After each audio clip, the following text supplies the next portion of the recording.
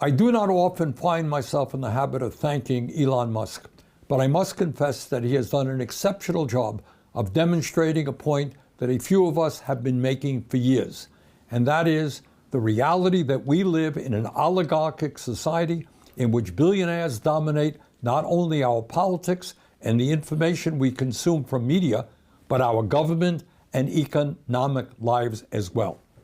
That has never been clearer than it is today. But given the news and attention Mr. Musk has been getting over the last few weeks as he illegally and unconstitutionally dismantles government agencies, I think it is an appropriate time to ask the question that the media and most politicians don't seem to be asking. What do he and other multi-billionaires really want? What is their endgame? In my opinion, what Musk and those around them are aggressively striving for is not novel, it is not complicated, and it is not new. It is what ruling classes throughout history have always wanted and have always believed is theirs by right. More power, more control, and more wealth. And they don't want ordinary people, that's you, and democracy getting in their way. They want it all. Elon Musk and his fellow oligarchs believe government and laws are simply an impediment to their interests and what they are entitled to.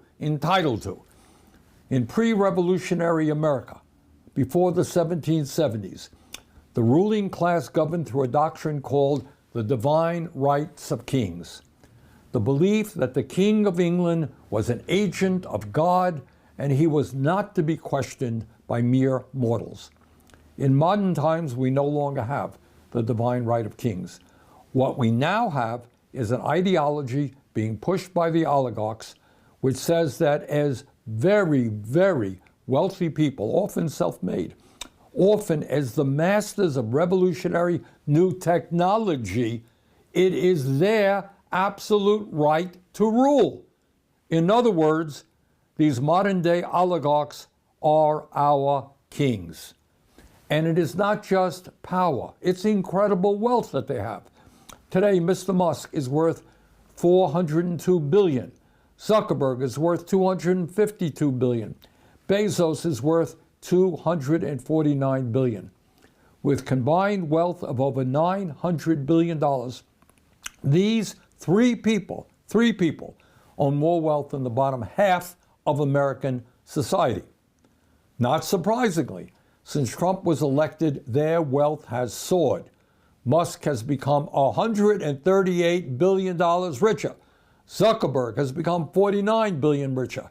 And Bezos has become $28 billion richer, all since Election Day. Meanwhile, while the very rich become much richer, 60% of Americans live paycheck to paychecks. 85 million are uninsured or underinsured. 25% of seniors are trying to survive on $15,000 a year or less. 800,000 are homeless, and we have the highest rate of childhood poverty of almost any major country on earth. Do you think for 1 second that the oligarchs give a damn about working people? Trust me, they don't. Musk's decision to dismember USAID means that tens of thousands of the poorest people around the world will go hungry or die of preventable diseases. But it's not just abroad. Here in the United States, they will soon be going after the healthcare, nutrition, housing, and educational programs that protect the most vulnerable people in our country, all so that Congress can provide huge tax breaks for them and their fellow billionaires. As modern-day kings who believe they have the absolute right to rule, they will sacrifice, without hesitation, the well-being of working people to protect their interests. Further, they will use the enormous media operations they own to deflect attention away from the impact of their policies while they entertain us to death. Mr. Musk owns Twitter. Mr. Zuckerberg owns Meta, which includes Facebook and Instagram. and Mr. Bezos owns the Washington Post and Twitch. Further, they and their fellow oligarchs will continue to spend huge amounts of money to buy politicians in both major political parties. Bottom line, the oligarchs, with their enormous resources, are waging a war against the working class of this country, and it is a war that they are intent on winning. Now, I'm not going to kid you. The problems this country faces right now are extremely serious. The economy is rigged. Our campaign finance system is corrupt. And we are struggling to control climate change, an existential threat to our planet, among many, many other important issues. But this is what I do know.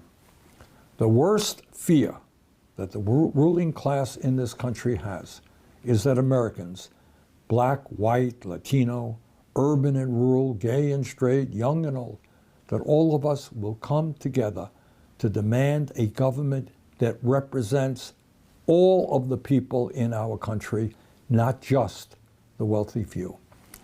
The oligarch's nightmare is that we will not allow ourselves to be divided up by race, religion, sexual orientation, or country of origin, and will together have the courage to take them on. Will this struggle be easy? Absolutely not.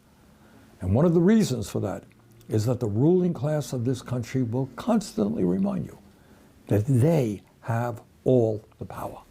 They control the government. They own the media. You want to take us on? Good luck, they will say. There is nothing you can do about it. But our job right now, in these very difficult times, is to not forget the great struggles and sacrifices that millions of people have waged over the several centuries to create a more democratic, just, and humane society. Think about it. Over the last number of centuries, how many people have stood up and fought? And when they were doing that, you know what their contemporaries said? They said, hey, you want to overthrow the King of England to create a new nation and self-rule? Forget about it. Impossible. You want to establish universal suffrage, right of all people to vote? Impossible. Can't happen.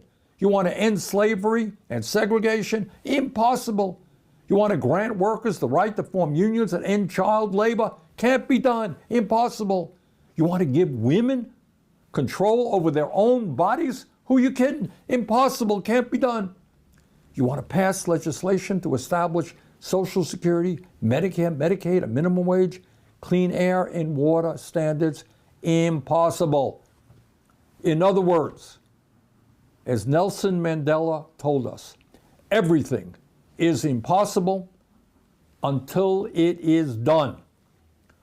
In these difficult times, despair is not an option. We've got to fight back in every way we can. We have to get involved in the political process, run for office, connect with our local, state, and federal legislators, donate to candidates who will fight for the working class in this country.